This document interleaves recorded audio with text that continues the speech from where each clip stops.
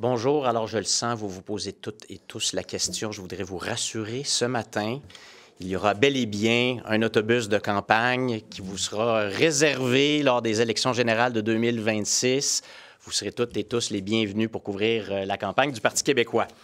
Par ailleurs, nous allons déposer aujourd'hui, ici à l'Assemblée nationale, une motion en suivi de la sortie du chef du Parti québécois, Paul Saint-Pierre Plamondon, il y a quelques jours, relativement à la hausse du sentiment d'insécurité dans le métro de Montréal.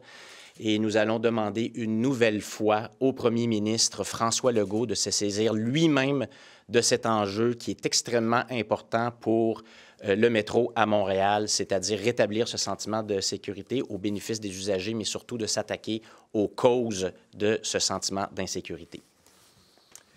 Merci, Pascal. Alors aujourd'hui, on a encore de nouvelles révélations concernant le scandale SACLIC et les choses se clarifient. Éric Kerr savait, tout le monde sait qu'il savait, Éric Kerr a démissionné. Ou il a été forcé de démissionner. Aujourd'hui, tout le monde sait que François Bonnardel savait, la situation actuelle est intenable pour lui dans ses fonctions de ministre. Il doit être démis de ses fonctions. C'est une question de responsabilité ministérielle. Et j'en appelle au premier ministre François Legault de faire preuve de responsabilité pour rétablir la confiance envers son gouvernement. Il doit démettre François Bonnardel de ses fonctions à plusieurs reprises. On a demandé à François Bonnardel ce qu'il savait et quand il avait été informé de la situation. Il a toujours plaidé l'ignorance. Il a déclaré en chambre qu'on lui avait menti, qu'il avait été trompé. Il a induit la Chambre en erreur. Il a été informé des mois avant Éric Kerr, c'est-à-dire en septembre 2021, des dépassements de coûts. Et les chiffres qu'on lui a présentés sont rigoureusement les mêmes qui ont été révélés par la vérificatrice générale il y a de ça quelques semaines. Exactement les mêmes chiffres sur les dépassements de coûts. Comme quoi, la valeur totale du contrat pour CASA, pour SACLIC, là, bien, ça ne couvrait que la livraison 2. Et la mise en scène qu'on a vue lors du dépôt du rapport, bien, c'était à l'effet que nous avions tous été bernés, le ministre lui-même, alors qu'on sait maintenant qu'il a été informé de toute la situation, qu'il était en colère et qu'il a demandé un suivi mensuel sur l'état de la situation de ce scandale qui s'était produit pendant les années où il a été ministre, c'est-à-dire responsable de la Société d'assurance automobile du Québec entre 2018 et 2021. Alors, je pense qu'il faut tirer une seule et même conclusion. Il n'a pas appris comme tout le monde qu'il y avait eu scandale. Il était bien au courant et n'a rien fait et a caché cette information-là jusqu'au rapport de la vérificatrice générale. Donc, ce n'est pas la suspension que vous demandez, c'est la démission. Comme il doit être démis de ses fonctions de ministre. C'est ce qu'on demande aujourd'hui. Il ne peut pas assumer la responsabilité au sein du caucus de la CAQ qu'il a actuellement, compte tenu des propos qu'il a prononcés en Chambre en disant qu'il avait été berné et qu'il n'était pas au courant de rien, alors qu'on sait aujourd'hui que c'est faux. Et c'est pas dans notre habitude au Parti québécois de demander la démission des ministres, mais on ne peut pas avoir deux poids, deux mesures face à un ministre, Éric Kerr, qui a dû justement quitter le cabinet parce que la confiance envers le gouvernement était ébranlée. Ce qu'on voit aujourd'hui, ce qu'on apprend aujourd'hui, c'est pire encore que dans la situation d'Éric Kerr, parce que c'est le ministre en titre responsable de la Société d'assurance automobile du Québec et qu'il a été informé en septembre 2021 de la situation. Et en principe, il a effectué un suivi où on l'a informé de mois en mois, n'a jamais soufflé un mot de cette situation-là. Et ensuite, il a feint l'ignorance. Il a plaidé qu'il avait été berné. C'est inconcevable. Pourquoi Bonnardel, vous lui demandez de démissionner, Geneviève Guilbeault obtient le bénéfice de votre doute? Parce qu'à l'heure actuelle, on n'a pas toute l'information sur ce que savait Mme Guilbeault et à quel moment elle l'a su. Ce qui est clair, c'est que François Bonnardel, au moment où les dépassements de coûts se sont réalisés, il a été mis au courant de la situation. Les chiffres n'ont pas changé en 2021 et 2025. Il était le responsable du ministère lorsque le scandale s'est produit, lorsque le fiasco se déroulait. Il en a été informé et rien ne s'est passé. La Chambre a été induite en erreur. Est-ce que vous allez demander à la présidente une sanction à l'égard de M. Bonnardel? Bien, écoutez, on va regarder comment on peut justement s'assurer que cette plaidoirie de François Bonnardel au moment de la publication du rapport de la vérificatrice générale ne soit pas sans suite pour la Chambre, pour l'institution.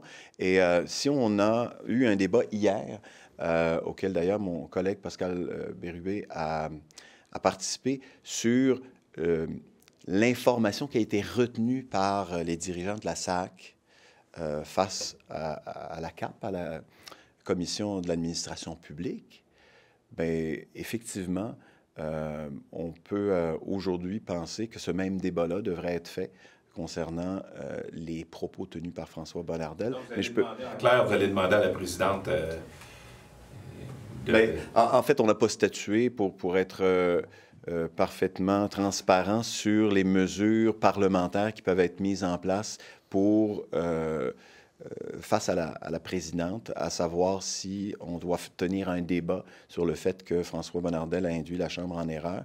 Mais c'est une possibilité qu'on va regarder dans les prochaines minutes, tout à fait. So basically, Minister Bonnardel, like Mr. Legault has to take a decision today. He has to kick him out of his cabinet meeting. But His cabinet. you can't have a different attitude when it comes to Éric Kerr, who obviously knew about the scandal and didn't say a word, and let him go, and not take action when it comes to François Bonnardel, who was minister in charge of la SAC and who knew back in September 21, that's a year before the last election, and knew exactly the numbers that we learned in the Vérificateur Général report. And after having heard him saying that he had no idea what was happening and that he was fooled, well, now we know that he was the one who fooled the chamber and the population, not giving the information that he had access to. And Why not wait? Why not wait until the end of this public inquiry to call for the suspension or the stepping down of Monsieur Bonnardel? Why now? Because ministerial responsibility is not in any way linked to what the Commission will be doing. It's linked to confidence in the people in charge of different ministries. And now we know that he doesn't deserve the confidence of the chamber, of the population, of the Prime Minister or the Premier, because he just didn't tell the truth. He said he was not aware of the situation, and he was. He had the numbers. There's plenty of witnesses. There were a bunch of people, and he was mad at the situation, but he kept it to himself.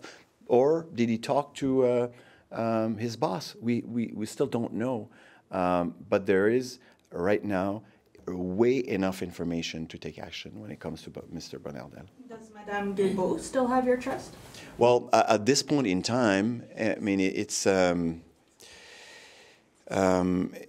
know, it's the information that we don't have as to what Mrs. Guilbeault had in terms of information when she took office. But obviously, when this whole fiasco took place, she wasn't in charge. Mr. Bonnardel was. So that makes the situation way worse for him at this point in time. Well, we'll wait and see what happens with Mrs. Guilbeault. So yesterday, the Liberals called on Gallant to step down. They don't want him to lead the commission. Will you also casted doubt on his credibility in this case? Are you calling on Judge Gallant to step down from that position as the commissioner? We are. So we discussed it. We weighted all the options, and we came to a conclusion that Mr. Galland, unfortunately, cannot be overseeing the inquiry. It is not a question of his own personal integrity. It's a question of an appearance of conflict of interests. Mr. Galland and the president of our Treasury worked closely together. They had a hierarchy relationship, and there are hundreds of jurists and judges from whom we could have selected the person to oversee the inquiry. It's a bad decision because we're already having this discussion, so we are calling on Mr. Galland to recuse himself. If not, we are calling on the government to come back to that decision and make another appointment. Can I just ask? Oui, en français. Très bien. Alors, nous demandons aujourd'hui au juge Galland de se récuser. Et s'il ne le fait pas, nous demandons au gouvernement de revenir sur sa décision. Premièrement, très important de le dire, les oppositions n'ont pas été consultées. Et c'est une façon classique de ce gouvernement de fonctionner, alors que nous sommes face à un des plus grands scandales de l'histoire récente du Québec, que les Québécois veulent de la transparence et des bonnes décisions, le gouvernement décide lui-même, on n'a pas été consulté. Et si on avait été consulté, bien sûr, on aurait dit qu'il faut éviter d'avoir ce genre de discussion avant même que l'enquête ait commencé, c'est-à-dire qu'on se pose des questions sur les apparences de conflits d'intérêts. Alors attention, personne ne prétend qu'il y a conflit d'intérêts, personne ne remet l'intégrité des personnes concernées en cause. En droit, c'est une question différente. C'est une question d'apparence de conflit d'intérêts ou d'apparence de partialité en raison des relations passées entre la présidente du Conseil du Trésor et le juge Galland. Donc, le juge Galland était l'adjoint de la présidente du Conseil du Trésor. Or, parmi les questions qui vont se poser, j'ai moi-même posé la question en chambre, c'est comment se fait-il que le Conseil du Trésor a payé pour 1,5 milliard de factures en plus du coût initial de sa clique sans qu'on se rende compte qu'il y avait un problème? Donc, ces questions-là vont se poser et malheureusement, on n'a pas choisi la bonne personne. C'est une mauvaise décision et le gouvernement doit revenir sur cette décision. J'aimerais juste ajouter un détail qui est quand même, je pense, important.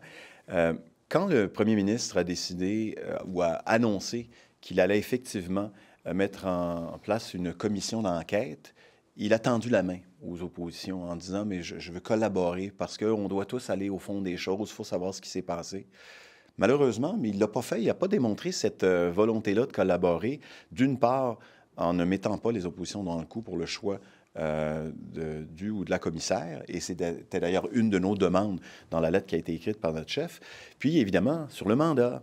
On voulait un mandat rapide, certes, mais on voulait un mandat qui dépasse strictement le scandale SACLIC parce qu'on sait qu'actuellement, il y a d'autres dépassements de coûts dans d'autres projets d'envergure encore plus grande. En santé, le dossier santé numérique, là, on a des dépassements de coûts de l'ordre de à peu près 300 millions à l'heure actuelle. Ça se déroule devant nos yeux. Puis on va faire fi de ça. On va fermer les yeux. Puis on va se concentrer uniquement sur le scandale SACLIC. Ça, c'est une mauvaise pratique. C'est une mauvaise approche parce qu'on risque d'en échapper. On voulait élargir un peu. Puis encore une fois, mais le gouvernement, on devine ce qu'il voulait, c'est essentiellement mettre le couvercle sur la marmite. C'est pas ce qu'on veut de la transparence. C'est juste que dans son mandat, c'est écrit qu'il commence à travailler le 24 mars. Ça, c'est lundi. Fait que je ne sais pas c'est quoi vos chances que ça soit changé d'ici ce temps-là. Là. Mais voyez à quel point c'est mal parti. Et voyez qu'est-ce que c'est un gouvernement brouillon qui décide de fonctionner dans l'opacité. Si le premier ministre du Québec dit qu'il y a une main tendue puis qu'il veut collaborer pour que ça fonctionne, mais qu'il le fasse. Encore une fois, un premier ministre qui dit une chose, il fait des belles communications et il fait le contraire. Ce sont des enjeux d'importance, ça demande de la hauteur et le premier ministre, encore une fois, n'a pas eu cette hauteur-là de consulter, comme il aurait dû le faire, pour qu'on s'entende sur un choix qui n'aurait pas fait l'objet de ce débat public aujourd'hui. C'est mal parti pour le Québec, c'est mal parti pour la transparence, c'est mal parti pour les Québécois. Just quickly, Mr. Arsenault, in what way does the mandate not go far enough when it comes to this public inquiry? What else would you have liked to see them look into? Well, it's plain and simple. We know what the scandal is, you know, in terms of hundreds of millions of dollars wasted in a project such as SACLIC. What we have to know also is what is happening right now in a huge project, which is in the health sector, whether it be the dossier santé numérique or the administrative aspect of it. We know already that there is an overspending of $236 million in the administrative aspect, and when it comes to two of the CIS and CIUS, two of the institutions in the health network, it's a pilot project. We know that there is already an overspending of $42 million. It's happening right now as we speak in front of our eyes, and the Commission will not be able to take a look and say, well, here's another fiasco in the process, in the making. We've got to take action. We've got to know what's happening now. These are the two main topics that we wanted to look at because it's going to cost taxpayers an arm and a leg. Merci.